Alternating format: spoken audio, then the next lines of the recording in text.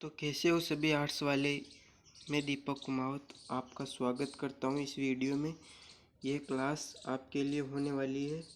Model paper है, ये model paper है हिंदी साहित्य का, जो कि 2025 के लिए इम्पोर्टेंट होने वाला है। तो आप 2025 में अगर इसकी एग्ज़ाम देंगे हिंदी साहित्य की, तो आप इसको अवश्य देख के जाना है।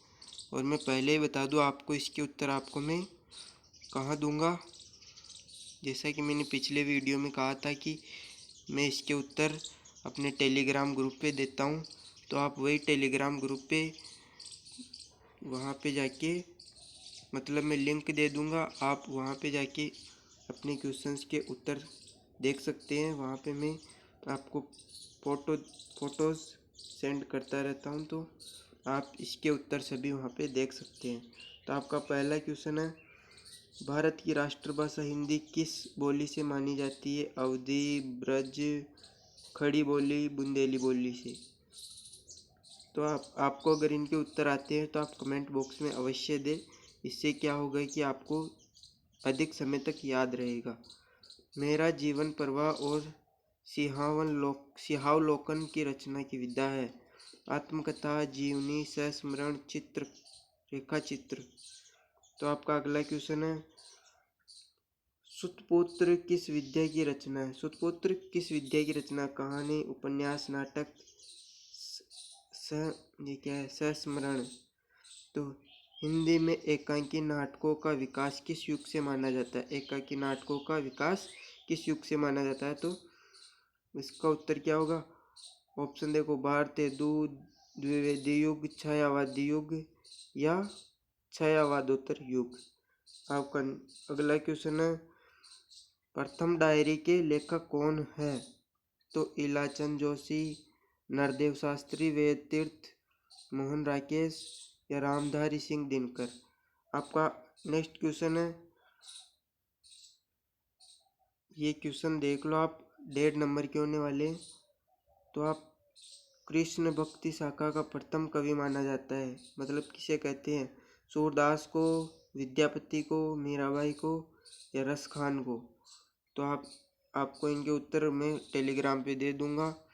पूरी फोटोज आपको वहाँ पे अपलोड हुई मिल जाएंगी। निम्नलिखित में से भक्ति काल का काव्य है? साकेत, रामचरितमानस, कामायनी, पृथ्वीराज रासो। तो आदिकाल का अन्य नाम है, आदिकाल का अन्य नाम कौन सा? स्वर्ण युग, सिंह सामंत काल, श्रृंगार काल, भक्ति काल। प्रकृति के सुमु कुमार कवि कहलाते हैं? श्रीकांत त्रिपाठी निराला, सुमित्रा नंदन पंत, जयशंकर प्रसाद या फिर महादेवी वर्मा। आपका नेक्स्ट क्वेश्चन है, उत्तर मध्य रीतिकाल कब से कब तक चला? सन 993 से 1318 ईस्वी तक। सन 1318 से 1343 ईस्वी तक। सन 1343 ईस्वी से 1843 ईस्वी तक। और सन 1843 ईस्वी से अब तक चल रहा है। तो इसका उत्तर क्या होगा? कमेंट बॉक्स में ज़रूर बताना। इससे इसके उत्तर आपको मिल जाएंगे, ज़रा भी टेंशन की आवश्यकता नहीं है। तो आपका नेक्स्ट क्वेश्चन है, गद्यांश पर आधारित निम्नलिखित प्रश्नों के उत्तर दीजिए। ये आपके 5 नंबर के क्वेश्चन है। तो 2 क्वेश्चन आएंगे, तो 2 × 5 10 नंबर के। तो ये 10 नंबर के क्वेश्चन होने वाले आपके। तो ये देखो, आप इसे पढ़ो।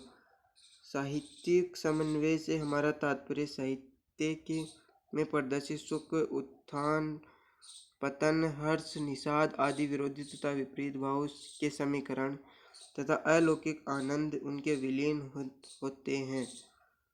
होने से है। साहित्य किसी अंग को लेकर सर्वत्र समन्वय दिखाई देता है। भारतीय नाटकों में ही सुख दुख के प्रबल घात प्रतिघात दिखाई दिए सब पर अपना अवसान आनंद से ही किया गया। तो उपयुक्त गद्यांश के पाठ के लेखक का नाम लिखिए। लेखक का नाम। रेखांकित अंश की व्याख्या कीजिए। साहित्यिक समन्वय से आप क्या तात्पर्य है? प्रस्तुत गद्यांश में भारतीय साहित्य की किस भावना पर गंभीर विचार हुआ है? कहाँ पर सुख दुख से प्रबल प्रतिघात दिखाई देते हैं? तो इसके उत्तर कौन से होंगे आपको बता देने। इसका अथवा वाला क्वेश्चन देखो। कूप मडूकता तेरा सत्यानाश हो दे। इस देश में बुद्धों ने उपदेश करना शुरू किया कि समुंदर के खारे पानी और हिंदू धर्म से बड़ा बैर है। उसे छूने मात्र से ही नमक की पुतली की तरह गल जाएगा। इतना बतला देने पर क्या कहने की आवश्यकता है कि समाज के कल्याण के लिए घुमक्कड़ धर्म कितनी आवश्यक है। इस जाति या देश इस धर्म को अपनाया वह चारों पुलों का भागी हुआ। जिसने उसे दुराया उसको नरक में भी ठिकाना नहीं। आखिर घुमक्कड़ धर्म को भूलने के कारण हम शताब्दियों तक धक्का खाते रहे। ऐसे गेरे जो भी आए हमें चार लात लगाए। तो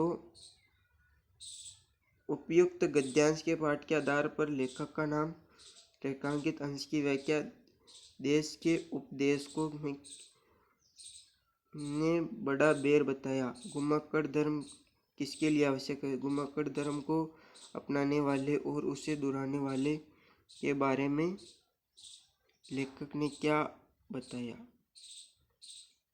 तो आपका चौथा क्वेश्चन है, ये अथवा वाला क्वेश्चन था। तो एक क्वेश्चन हो गया, आपको 5 नंबर मिल जाएंगे उसे करने पर। ये सेकेंड वाला क्वेश्चन देखो, ये भी 5 नंबर का ही है। हमारे हरी हारेल की लकड़ी मन करम बचन नद नंदन और यह दृढ़ करी पकड़ी। जगत सोवत सपन दिवस निशी कान्ह कान्ह जकरी। सुनत जोग लागत ऐसो ज्यो लागत है ऐसो। ज्यो करही ककरी सु तो व्याधि हमको ले आए। देखी सुनी न करी यह तो सुर तीनही ले सौंपो जिनके मन चकरी। तो उपयुक्त पहला वाला देखो, उपयुक्त पद्यांश के शीर्षक और कवि का नाम लिखना है और रेखांकित वंश की व्याख्या करनी है। और गोपियों ने श्री कृष्ण को उनके समान प्रिय बताया है। किसके समान प्रिय बताया? गोपियाँ दिन रात जागते सोते किसकी रट लगाती रहती है? उद्भव की योग चर्चा गोपिकाओं को किसकी तरह अरुचिकर लगती है? अगर आपने 2 क्वेश्चन कर दिए तो आपका पास होना बहुत आसान हो जाएगा। ये बहुत सरल क्वेश्चन है, तो आप इन क्वेश्चंस को अवश्य करें। ज़्यादा बड़े क्वेश्चन पहले देखें ताकि पास होने में आसानी रहे। आपकी कोई नेगेटिव मार्किंग तो है नहीं, तो आप सारी क्वेश्चंस अटेंड करें। तो इसका अथवा वाला देखो, साजी चतुरंग सेन अंग में उमंगधारी। सरजा शिवजी जंग जीतन चलत भूषण बनत नाद बिहन नगारन के। नदी नद मद बेरग के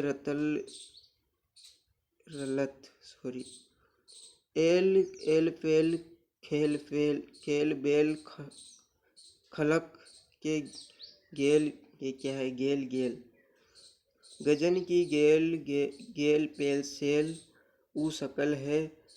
तारा सो तरने दूरी धारा में लगत जिमी। थारा पर पारा परावार हो हलत है। तो आप इसके उत्तर देखिए। उपयुक्त पद्यांश के शीर्षक और कवि का नाम बताना है और रेखांकित अंश की व्याख्या। सरजा की उपाधि कौन से सुबोधित थे? शिवाजी की सेना कहाँ के लिए प्रयास करती है? सूर्य तारे समान दिखाई देने लगता है। सूर्य तारे के समान दिखाई क्यों देने लगता है? ऐसा ही। तो आपका 5वां क्वेश्चन देखो, ये 3 क्वेश्चन है 2 नंबर की। ऐसा ही है या फिर मुझे ऐसा ही लग रहा है। 80 शब्दों में आपको इसका उत्तर देना है। तो बार तेदू हरिश्चंद्र, श्याम सुंदर दास या डॉक्टर संपूर्णानंद। जीवन परिचय देते हुए उनकी प्रमुख रचनाओं का उल्लेख कीजिए। सभी करना है ना, किसी एक लेखक का जीवन परिचय दीजिए इनमें से, और इनकी रचनाओं का उल्लेख करना है।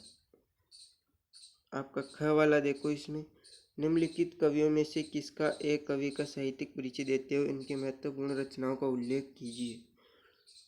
कबीरदास, तुलसीदास, सूरदास। इनमें से भी आपको एक कवि का यह परिचय देते हैं और इसके लिखने हैं। छठा देखो, बलिदान अथवा आकाशदीप कहानी का सारांश लिखिए। अथवा का क्वेश्चन, पंचलाइट और लाठी कहानी के उद्देश्य पर प्रकाश डालिए। सातवां क्वेश्चन, स्वपठित काव्यखंड के आधार पर किसी एक काव्य के प्रश्न दीजिए। ये काव्य हैं। मुक्तिबोध महाकाव्य के आधार पर गांधी जी का चरित्रांकन कीजिए। अथवा मुक्ति यज्ञ काव्यखंड के आधार पर नमक आंदोलन की कथा वस्तु लिखिए। सत्य की जीत काव्यखंड के आधार पर द्रौपदी का चित्रांकन कीजिए।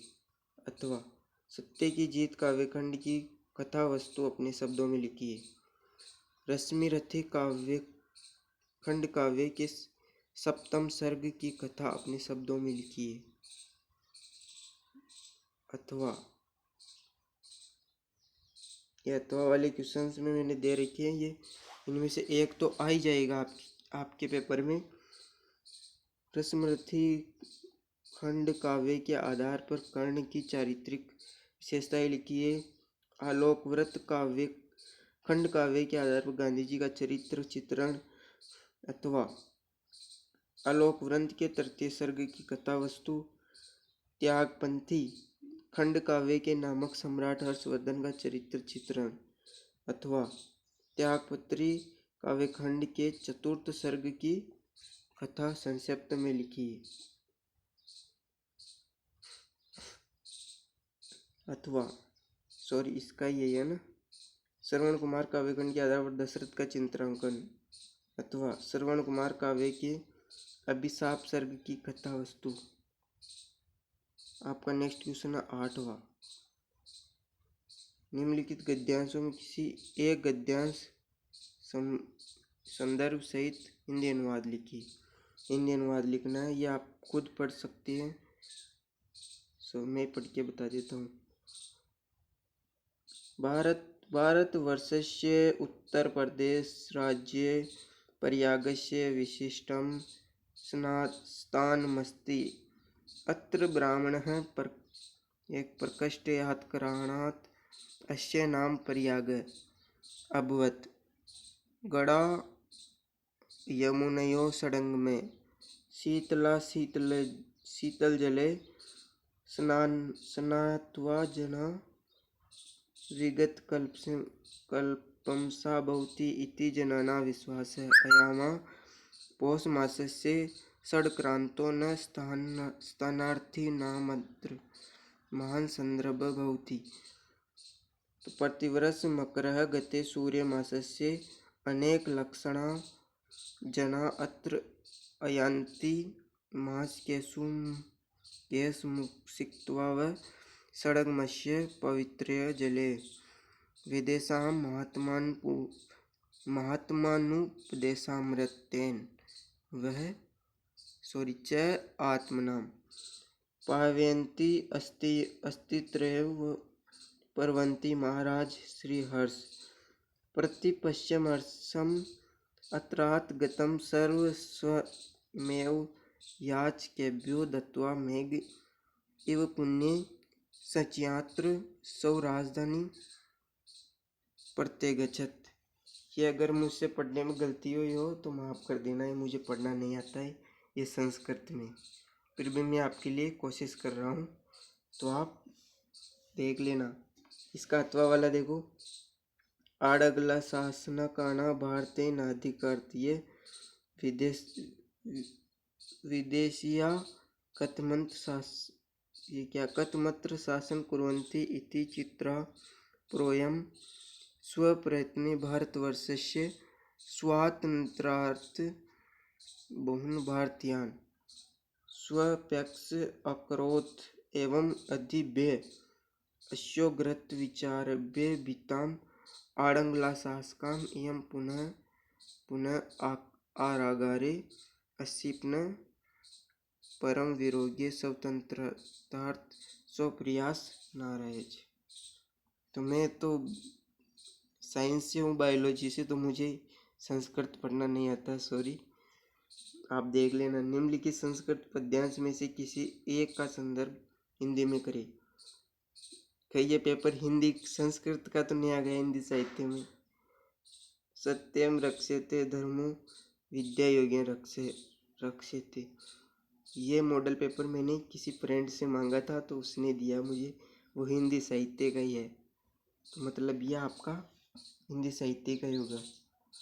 मर्ज्या रक्षते रूपम कुलम वृत्तेन रक्षते, अथवा अशोच्यान्वस्व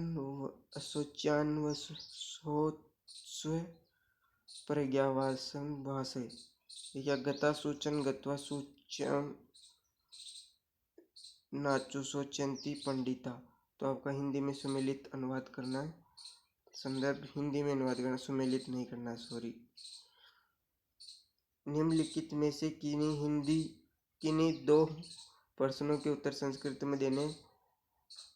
भरत जास्य प्राचीन गुरुकुल कुत्र आसीत्, विद्या केन रक्षते। ये एक बार मैं चेक कर लेता हूँ हिंदी साहित्य का ही है या फिर किसी और का आ गया है।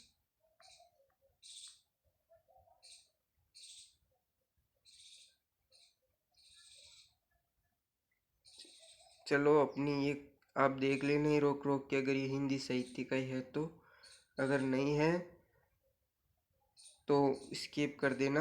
और आज का वीडियो यही तक। अगर आपको वीडियो अच्छा लगा हो तो वीडियो को लाइक कर देना, और इनके उत्तर मैं आपको टेलीग्राम पे दे दूंगा। जैसा कि मैंने कहा है कि यह मॉडल पेपर मुझे किसी फ्रेंड ने भेजा है, तो इसके उत्तर भी फ्रेंड ने भेजे हैं, तो मैं उसे अपने टेलीग्राम ग्रुप पे डाल दूंगा। और ये पूरा नहीं करवा पाया उसके लिए क्षमा करें, और वीडियो अच्छा लगा हो तो वीडियो को लाइक करें। वीडियो देखने के लिए धन्यवाद।